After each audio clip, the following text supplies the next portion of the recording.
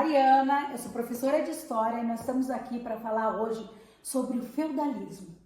Vamos compreender um pouco a respeito do que foi esse sistema, que não foi só um sistema político, mas ele foi um sistema econômico e também social.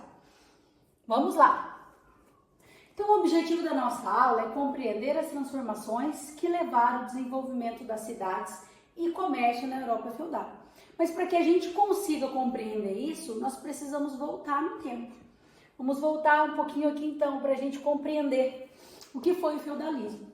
Então, o feudalismo consistia em uma grande propriedade agrária, né, onde existia o senhor feudal, também conhecido como um suzerano, né, e nós tínhamos os vassalos, que nós compreendemos como servos. E essa relação era uma relação de servidão. Por que uma relação de servidão? Né? Nós precisamos entender que essas terras, elas não eram de posse desses servos, não. Mas elas eram concedidas pelo senhor da terra, que permitia que esses servos plantassem dentro da sua propriedade. Lembrando que esse senhor feudal, ele era um homem importante que tinha um título, né? E lembrando que dentro do seu feudo, ele tinha autonomia política. O que é isso? Ele tinha autonomia para gerir o seu feudo da maneira que ele achasse correto. Então, nós vemos nesse período a política descentralizada, né? O poder descentralizado. O que significava isso? Significava que era um período monárquico, mas dentro desse período monárquico, as instituições, né? 3 instituições eram muito poderosas, né? O rei, o senhor feudal, né? Que consistia em um nobre com um título, e a igreja, que era o clero, né? Então, dentro da Idade Média, a gente compreende essas 3 instituições como forças motrizes para gerir toda a sociedade. Mas dentro desse feudo, então, quem estabelecia as ordens e as regras era o senhor feudal, né? Então, era concedido essas porções de terra onde eles plantavam e depois, nas suas colheitas, eles teriam que devolver uma porção para o senhor feudal. Não só isso. Alguns serviços que hoje nós entendemos como serviços públicos, né, que fica a cargo do Estado, ficava a cargo desses servos. O que seria, né? Seriam os reparos, né, geral, por exemplo, em estradas, reparo dentro do castelo. Então, esses servos também, eles prestavam esse serviço em troca dessa concessão da terra, tá? Vamos lá, então. Então, vamos falar um pouquinho sobre a cidade medieval. Cidade medieval, até o século XI, era, de certa forma, dominada por um senhor e habitada principalmente pelos nobres, reis, bispos e comerciantes, mostrando que era também espaço de concentração do poder político e religioso. Muitos fatores levaram ao desenvolvimento e transformação das cidades medievais. Lembrando que acontece um processo, né, onde a gente está falando que todo o sistema do feudalismo, né, do período medieval consistia, né, o feudalismo marcou essa era, né, medieval. E nós estamos falando de um processo que foi acontecendo que transformou a vida das pessoas. O que fez? Fez as pessoas saírem do campo e virem morar na cidade. Aconteceu um êxodo rural. Mas vamos compreender um pouquinho o que foi que aconteceu para que acontecesse esse êxodo rural. Vamos lá. Vamos compreender também um pouco o que era, né, um burgo. O que era um burgo? Um burgo era uma cidade medieval. A gente vê que ela é toda fortificada, então as pessoas procuravam os burgos porque dentro dos burgos elas tinham segurança, né? E dentro de cada burgo desse também existia um senhor, né? Existia um nobre que comandava essas cidades. Então, vamos lá. Após a onda de invasões estrangeiras na Europa feudal, entre os séculos 8 e 10, teve um período de paz e maior estabilidade. A Europa passou por uma série de transformações. Nós tivemos a expansão das áreas de cultivo devido à derrubada de florestas e a drenagem de pântanos. O que isso possibilitou? Possibilitou que você conseguisse plantar numa área maior, né? Tivemos também a introdução do sistema de rotação trienal, isto é, a divisão da terra cultivável em 3 campos. deixando um deles em repouso para melhor recuperação do solo e maior produtividade. Vamos entender um pouquinho como é isso. Trouxe esse slide para que vocês possam compreender. Uma pizza de 3 pedaços. Então, como eram feitos? Era dividido em 3 partes a terra. Então, 2 delas se plantavam, né? A cultura do verão, a cultura do inverno.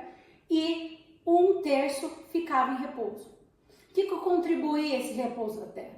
Contribuía para que ela recuperasse as suas propriedades e ela pudesse se tornar uma terra mais fértil. Isso contribuiu muito para o aumento da produção agrícola. Também tivemos, né, nesse período, algumas técnicas, tecnologias. Olha que legal, e teve uma técnica chamada técnica da charrua. Vamos descobrir um pouquinho o que é isso. O desenvolvimento de inovações técnicas como a charrua, um arado com rodas e uma relha de ferro, que permite revolver a terra com mais profundidade. Substituição dos bois pelos cavalos, né? Maior tração animal, mais forte e rápido para o trabalho agrícola. Né? Então, o que essa charrua ela fazia? Ela revolvia a terra, né? Num processo que nós conhecemos hoje na contemporaneidade de arar a terra, de machucar a terra. E o que isso possibilita, né? Isso possibilita que a terra fique mais acessível para que a semente germine nela. Então, essas técnicas, elas colaboraram também para o aumento da produtividade. Tivemos o aprimoramento e a difusão dos moinhos acionados pela força do vento e pela força da água. Olha aí, mais uma coisa possibilitando o quê? Possibilitando, ganhando tempo, né? Por quê? Porque o tempo que as pessoas, por exemplo, gastavam refinando esses grãos com a força manual, agora a gente vê fazendo isso com a força dos moinhos, né? Então isso possibilitou também um aumento e uma flexibilidade muito maior. Vamos lá. Revigoramento do comércio. O aumento da oferta de alimentos trouxe algumas mudanças nas atividades econômicas e no modo de vida europeu. Olha lá o que a gente está vendo. Então todas essas técnicas, elas aumentaram a produção agrícola. E isso foi impulsionando essa migração do homem lá do campo para a cidade. Por quê? Porque a quantidade de pessoas que trabalhavam ali na terra e era necessário para uma produção X, agora não é mais necessário. Por quê? Porque a terra passou a ser mais produtiva. Porque a terra passou a ser mais fértil, né? Então essas pessoas, elas começaram, simultaneamente começou a ter esse revigoramento, né? O comércio, as cidades nascendo. Então isso foi coisas que caminharam juntas, né? Camponeses migraram do campo dedicando-se a outras atividades, como que artesãos, sapateiros, carpinteiros, ferreiros, etc. Nascendo aí, por exemplo, os ofícios, né? Nós temos nesse período também as escolas de ofício, né? Que ensinavam as pessoas a essas profissões, né? Então nós vemos as pessoas se especializando, né? Especialização nesse período. Então, o que acontecia? Tinha uma troca de alimentos excedentes. Então, se agora, aquilo que eu produzo, né, eu não produzo só para minha subsistência, mas eu tenho um excedente, o que eu faço com esse excedente? Eu faço comércio, eu vendo, né? Então, por artigos produzidos nas cidades, como roupas, sapatos, móveis, então as pessoas que moravam lá no campo pegavam aquilo que eles produziam, seu excedente, e traziam para as cidades. E ali eles comercializavam, olha, eu dou aqui o que eu produzi e você dá aí o que você produz, né? Então, houve um estímulo ao artesanato, ao comércio local e à vida urbana. Olha aí, nascendo as cidades. Aqui a gente vê uma feira medieval, né? Onde eram trazidos os produtos para ofertar. Lembrando, gente, que nesse período havia um trânsito muito grande pelo Mediterrâneo. E essas mercadorias, elas não vinham só da Europa, mas elas vinham de outros continentes também. Né? Nós falamos aí, por exemplo, de mercadorias que vinham do continente africano, mercadorias que vinham da Ásia. Então nós tínhamos essas pessoas, né? Tínhamos um intercâmbio cultural. Por quê? Porque essas pessoas vinham de vários lugares do mundo. Então a gente vê as culturas começando a se misturar.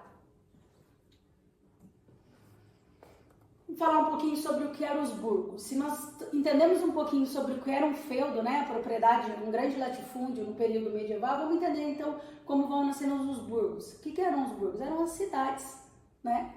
Cidades medievais. Muitas cidades medievais eram chamadas de burgos. era um modelo de pequena cidade fortificada, marcada pela vida em movimento. A cidade oferecia mais liberdade do que dentro do feudo. Então vamos lá.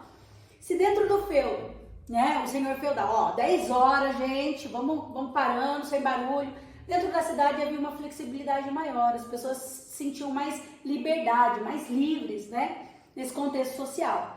Nas cidades, os burgueses eram pequenos comerciantes que cresciam socialmente a partir do acúmulo de riquezas, obtidas por meio da atividade comercial. Lembrando que quando nós falamos de burgueses, né, nós falamos de comércio. Eles estão atrelados, são coisas que são como sinônimos. Então vamos lá, nascem os burgueses. Quem são os burgueses? Nós estamos falando de um sistema hereditário, né, onde se você nasceu rico, você permanece rico, ou se você nasceu pobre, você permanece pobre, onde não há essa mobilidade. Então nascem os burgueses. A primeira classe que tem mobilidade social, o que significa isso? Social e econômica, né? E depois política. Por quê? Porque eles começam a comercializar, então eles começam a acumular. Então eles crescem e se tornam ricos. Por isso eles são conhecidos como burgueses, porque eles moravam dentro desses burgos. Então vamos lá. Então qual é a nossa conclusão? Então essas mudanças contribuíram para a transformação da sociedade, iniciando uma nova era, conhecida como a Idade Moderna. A Idade Moderna a gente já vai ver a estrutura social, política e econômica já é totalmente diferente. Mas nós vamos deixar para uma próxima aula. Eu espero ter contribuído para que você entenda, né, compreenda um pouco o que foi o sistema feudal. E eu espero estar com vocês trabalhando no ano que vem. Até mais e até logo!